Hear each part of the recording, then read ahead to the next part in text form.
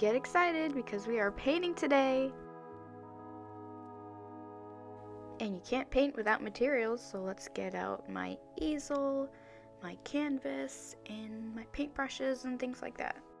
And of course, if you're like me and you like to get messy while you paint, wear clothing that you're okay with getting paint on. I have this old black shirt that I don't really wear that much, so I just wear that while I paint, and some like old pajama pants that I don't wear anymore, so I don't have to worry about getting paint on my clothes. So this is a 10 by 10 canvas. It's just a nice little square, and I'm going to do a really fun yellow and purple abstract flower painting. And I'm using that term abstract a little loosely. I'm not kind of just doing whatever. I do have a bit of an idea, although I'm not really using any references, so that's what I kind of mean by abstract. I'm just kind of going off the top of my head, whatever flowers just come out of my head. I really don't know that many flowers, so I'm just kind of doing fun shapes and making them look like flowers. I've done 2 paintings like this before, 2 very abstract floral paintings where I just kind of painted really freely without any stencils or any drawings. I did not draw anything beforehand. I just started painting, which I haven't done in a very long time. I don't think I've ever done that, so this is really fun and really relaxing after a long week or month or year depending on how you're feeling. But yeah, abstract painting, really fun. So let's talk about the painting process for this painting a little bit.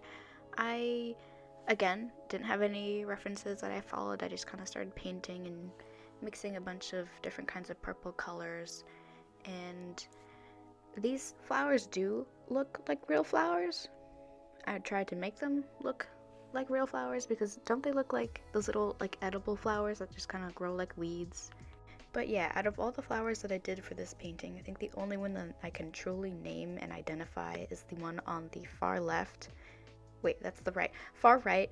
This kind of looks like a lavender plant, and I guess that's kind of what I'm calling this painting as well, because I really wanted to do all purple flowers, just because I thought it would be really fun, and I haven't painted in a while, maybe a few months, and I don't really use purple in a lot of my paintings, so I thought it would be cool to have a little cute pretty purple flower painting. But yeah, anyway, so let's chat for a bit. I know it's been a while since I did a voiceover. Last week I didn't feel that great, so I just kind of, posted what I had. And I have been spending a lot of time on that digital drawing that you might have seen in my shorts and on my Instagram or my TikTok. I'm spending a long time on that digital drawing. I have never done a digital drawing with more than one person in it, so it's a big challenge, and I wanted to make it look really good, so I wanted to spend a lot of time on it. And I'm really proud of the results. Bragging again. Anyways, I do have a few exciting things to talk about. Number 1, hopefully it stays the same, but I just hit 100 subscribers. Woo! Yeah, this is such a crazy experience. I can't believe this is happening. Today is Thursday, and I noticed it yesterday, I believe, and I don't think it's truly sunk in yet, because I'm just like, that's a big number. That's a lot of people.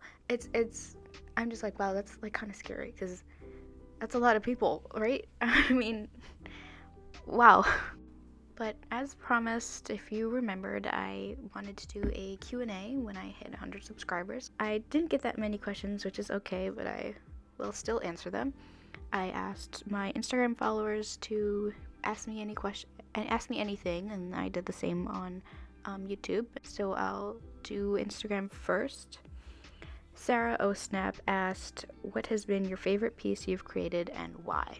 And first off, thank you for the question, and I would have to say my one painting called Sapphire. Why it's my favorite?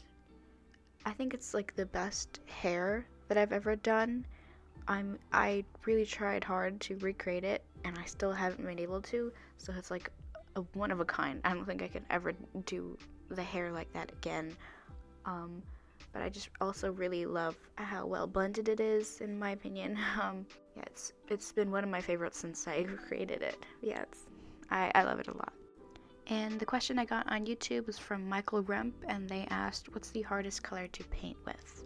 This is such an interesting question. It's taken me a while to even like come up with an answer, because all I can think of is like some of my paints are a bit watery, so then it kind of becomes difficult to show a lot of pigment and coverage.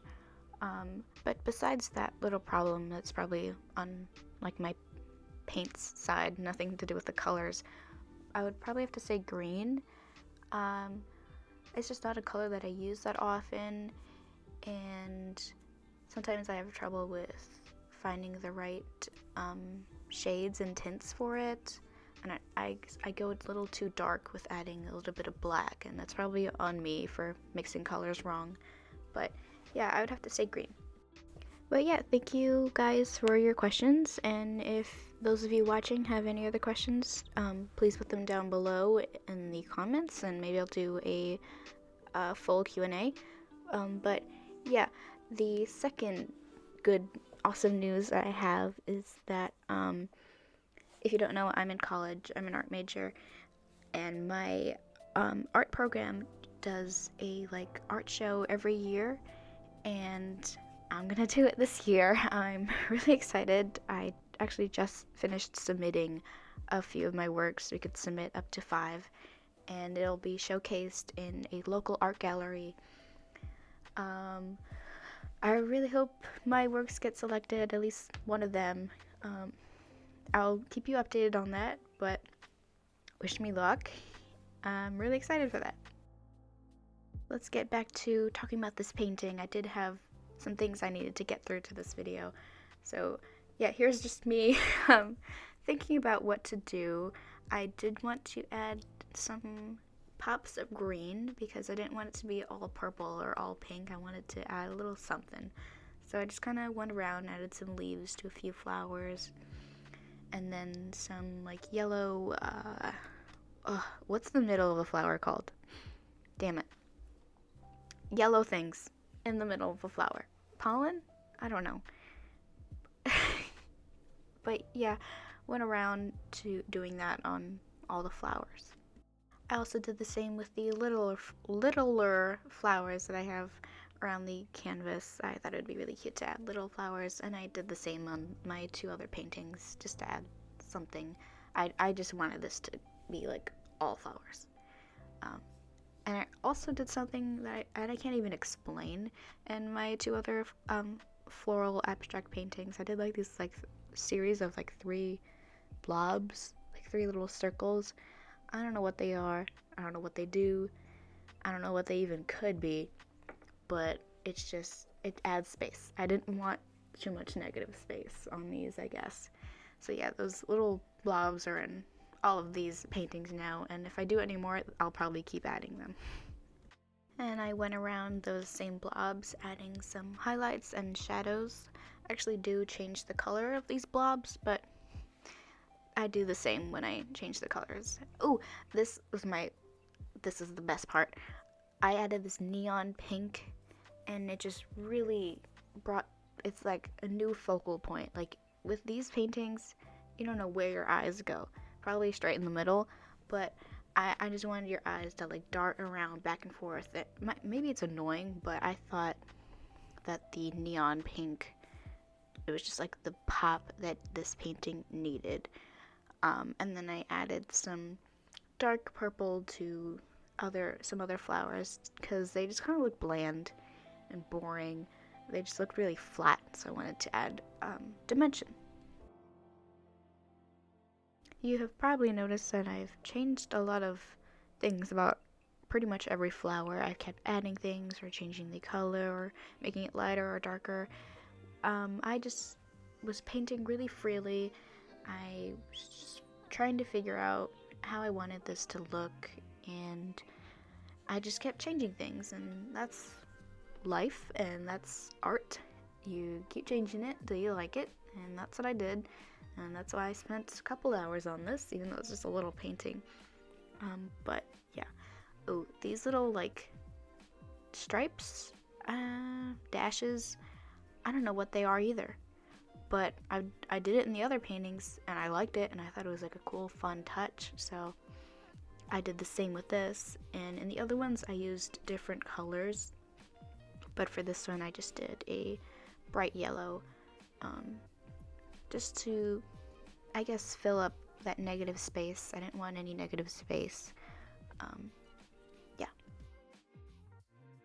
I'm just going around the flowers and adding some more dimensions, because at some point you can't really see what's going on and you can't really see where the flower starts or ends, so I needed to add kind of like an outline. And you can't really tell, but I'm going around the light yellow background with a lighter yellow just to add something funky. Not like stinky funky, but like fun funky. And oh, this is another funky bit. I did all the edges a bright yellow.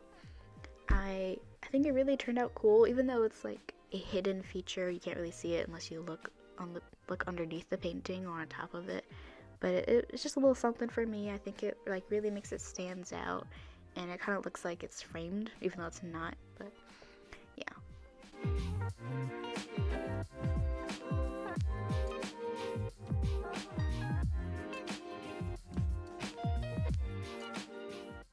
This is where I changed the colors of those little blobs. I thought making them darker made them stand out more, and yeah, that's pretty much it. I surprisingly don't have a lot of light flowers in this painting, like light purple, but I think the light yellow background and the little pink flowers all around it kind of help with that. And if you'd like a print or a sticker or even a notebook of this painting, you should definitely check out my online shops, and links are in my description. I have a ton of other paintings and drawings and pieces of my art that are available on my shops as prints, stickers, pins, magnets, anything. So if you're interested, please make sure to check those out.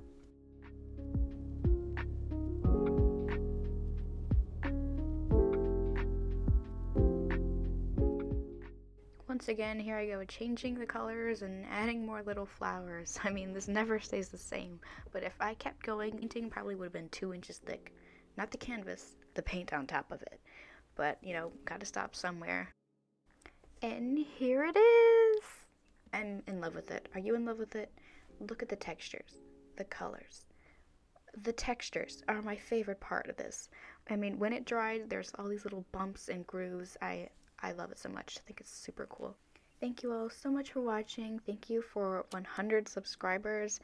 I hope you enjoyed this video. Please like, comment, subscribe, and don't forget to check out my online shops and my social medias as well. But thank you so much, and I'll see you next time.